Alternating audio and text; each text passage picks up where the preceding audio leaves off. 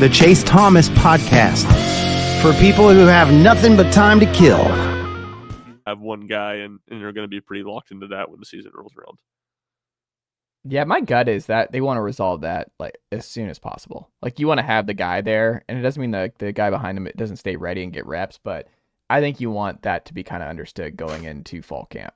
Like I don't think you want to be rotating center at fall camp. Like I think that's not a good place to be in. Yeah, at least by the second scrimmage at the very latest, I think. Yeah.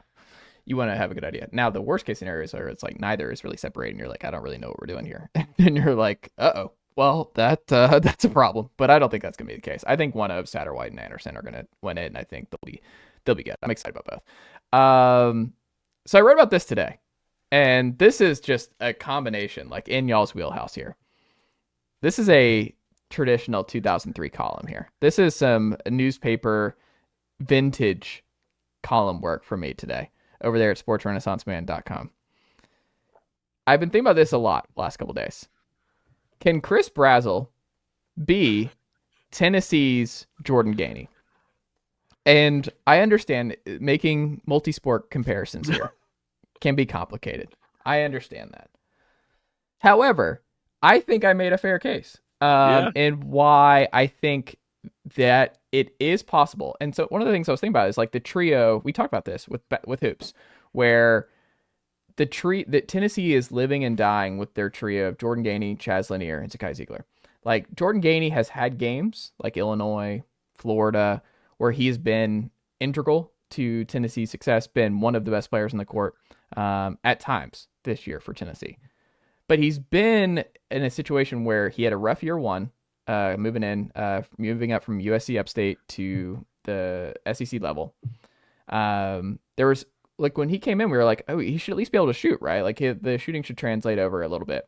He'll get better catch and shoot opportunities. Like it should translate. And it was tough. However, he settled in a major way this year, obviously, and has been one of Tennessee's three best players, I think, all season long. And when I think about Brazzell and you look at his season, it's a weird year. Like his stats were very strange. If you go through, like he had a good game against Kent State and Chattanooga. He obviously has the biggest catch of the year for Tennessee against Alabama. In the games that he didn't make much of an impact, neither did Dante Thornton and anybody else. And in the three losses, Brazzell was just as invisible as Dante Thornton was in those games. So it doesn't all fall on Chris Brazzell. But he did have more tape at Tulane than Dante Thornton had. So if you go through his Tulane tape, it's like in his numbers, especially down the stretch. I mean, 3 touchdowns, I think, in his final 2 regular season games for Tulane. And a Tulane team that went undefeated in the regular season. He has the ability to be a solid piece still. And I think the hype was way too high last year in terms of what he would be for Tennessee. And I think there was like could he be the Cedric Tillman replacement? Because he's huge. Like 6'5", long, big catch radius. It's like Tennessee hadn't had somebody like that on the outside in a while. I think now, with so much attention on Mike Matthews, who first 2 practices, I think, has turned heads. He had a Moss situation, I think, today, right, Ryan, in the end zone. I think he has a strong breakout potential on the outside across from Brazzell. The slot position is also just way more important than being the other outside guy in this offense. Part of the reason Tennessee, I think, has struggled so much the last 2 years, and this isn't even just a squirrel thing. I mean, Chaz Nimrod had a rough year too, and he's gone as well. But like Tennessee had 0 games last year where the slot receiver caught for over 100 yards in the game. 0. This was, you go through the 2022 and 2021 season, slot receiver was feasting for Tennessee in this game. Velus Jones was a first-team All-SEC player in the slot in 2021. Jalen Hyatt right there too, Blitnikoff winner in 2022. And then the slot position just fell off a cliff the last 2 years. And I think it's hard for this offense to get to where it needs to ultimately go when this slot is not one of your best receivers. So I think it's good that Braylon Staley is playing well out of the gate here, because I think they need Braylon Staley to also have a breakout year. But it's also might just help having Boo. Like if both of them are good and you're just able to constantly get good snaps at the slot position this year, that's an upgrade over what you've got in the last 2. I think Brazzell can kind of settle in on the outside where it's like he doesn't have that pressure. The eyes are going to be on Matthews. The eyes are going to be on Braylon Staley on the opposite side. Brazzell just needs to give you what you got from Dante Thornton last year to maybe even a smaller degree. Like if Javonte Payton can do it, if Dante Thornton can do it in 24, I just look at this and I'm like, I think people have gone too far now with Brazzell in terms of like, he's not going to be a factor. Because he did have a couple touchdowns for Tennessee. He has good tape at Tulane. He still has that frame. He still has had some good moments this past year that it may be for the best for everybody involved, where it's like he just needs a couple big games for Tennessee like Gainey has had for Tennessee basketball, where Gainey does not need to be the guy every night. Like Tennessee is still going to live and die with how Chaz and Zakai play. But Gainey is just giving you, when you've needed Gainey to step up in a couple key moments this year, Gainey has been that guy. And Gainey has been reliable. Like you need Chris Brazzell to be a reliable bunch of snap guy on the outside to help take some of the pressure off these young guys. But I think there is a path to Chris Brazzell just being solid and finding, maybe it's a middle ground between what you had with Thornton and Javonte Payton a year ago and the last 4 years. So I think that's what I'm shooting for with Brazzell, is I've changed my expectations for him, and I think it might be best for everybody involved as a redshirt junior that, look, he doesn't have the ceiling that Braylon Staley or Mike Matthews has, but what if you just look at it as like, man, we need just a couple games where you do have some big 80-yard plays and you kind of bail us out when Mike and or Braylon aren't getting open or they're not having a great day. You just step up a couple times and swing some games. Like that's really all you need. The reason Tennessee's offense died and they had so many problems struggling passing the football last year, I think a lot of it just had to do with like Thornton wasn't on the field a bunch. But when he did, he was like, your best player was Javonte Payton of 2021. Like you still needed the other guys to do stuff. You needed Brew McCoy and Squirrel White to be much more factors and put a lot more a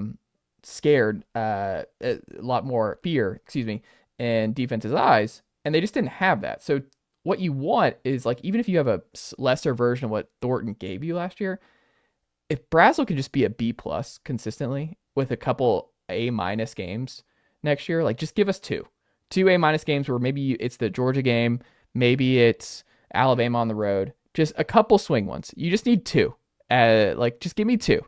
And I think it's kind of that Gainey thing where it's like, he'll be appreciated. It's like Brazzell was never the Tennessee best receiver this year, but he came through for us a couple times and he was solid. So I think that's what I would aim for, is like Chris Brazzell, this year's Jordan Gainey for Tennessee football.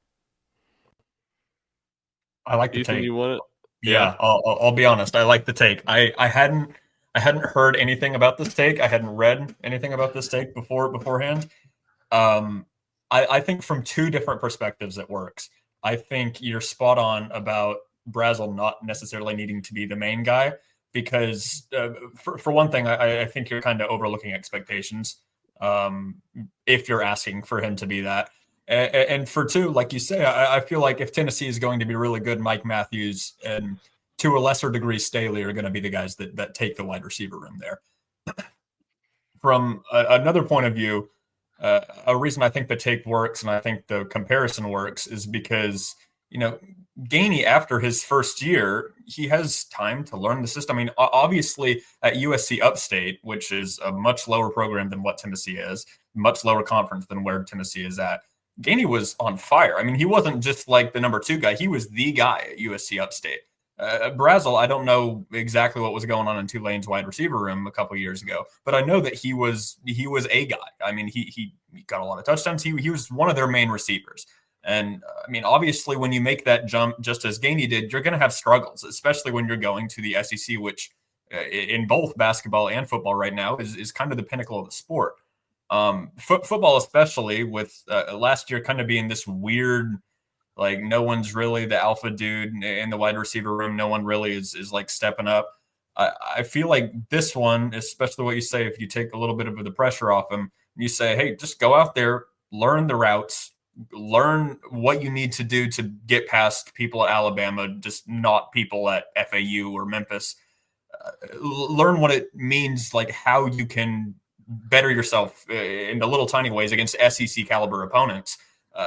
You're giving him a much better opportunity to do that this season. I mean, we don't need you to be the guy. We don't need you to be the big transfer portal addition that we expected you to be last year. We just need you to be Ramel Keaton in 2022. after Cedric Tillman's injury. Like, Yeah, I mean, that's hugely valuable if that's what he can be. I would agree 100% because it's like year 2 versus year 1. We've seen it before in the SEC. That is massive. The jump that he could take heading into this year, and we don't know what Brazzell's going to be, but he showed those flashes last year. And if you're not even asking him to go out there and be, Ryan Williams or be whoever, be a major caliber guy, if you just say, hey, you just going to go and put up 700 yards and six touchdowns, and that's all we need from you. I think he can absolutely do that. I think those are reasonable expectations, I guess, to summarize my point. Yeah, I think in the baseline, I agree with the transfer came in, struggled the first year, weren't a ton of expectations going into the second year. Has a really nice year, like solid, just a good player. I think, yeah, I like that comparison. I liked your joke about it being a newspaper guy column because that's 100% true. That's straight newspaper column out of like 2003. But it's hilarious. It's what I grew up on. Things Gotta get him out every now and then. A couple of things I would push back on. One, and this is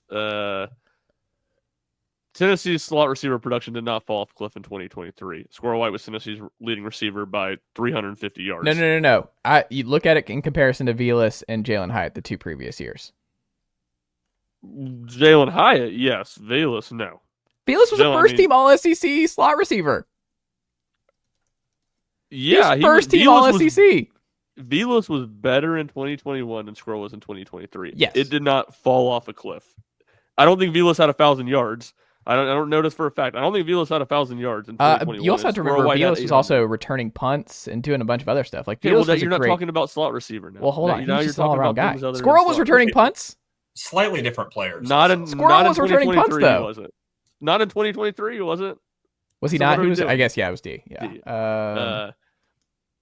So I would fight back and say slot receiver production fell off a cliff in 2024, which you're 1,000% right. It did. I mean, it's a big cliff too, massive cliff.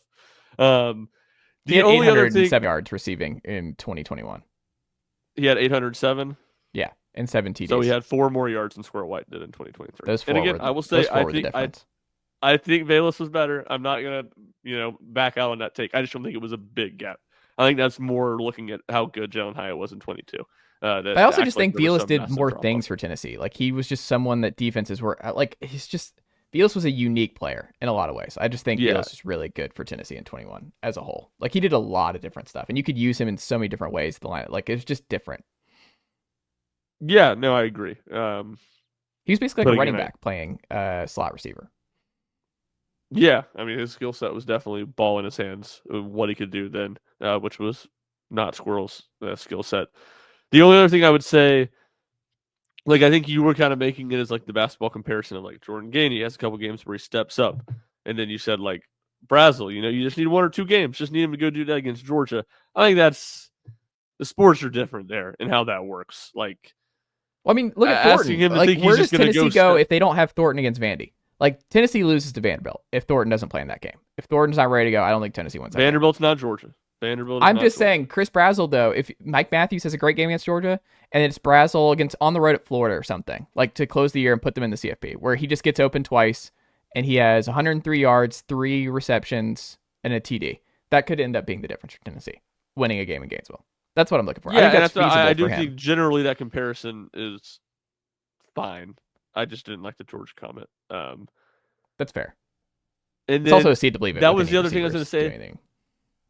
I don't know that his skill set, and I don't feel strongly about this take. I don't know that his skill set is the same as Thornton's and Peyton's in the big play ability.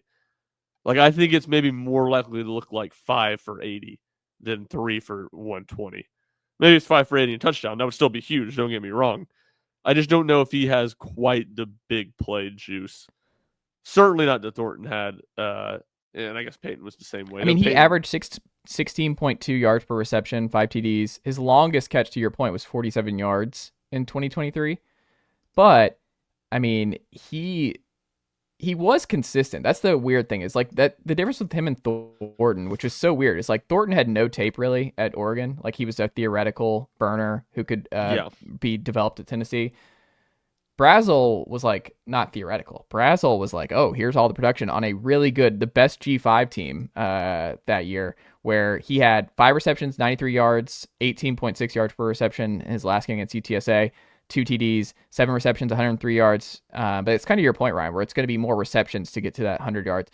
But that's okay. Like, I think if you could give a souped up Ramel Keaton, like Ramel Keaton had the biggest catch in the Florida game where he leaves his feet. So like, that's what I'm looking for. And I want 50 snaps a game from Brazzell. Like that's the other part. It's like settle in where the coaches can trust you to play 50 snaps. So these young guys don't have all the pressure to play them, and you're not going super young.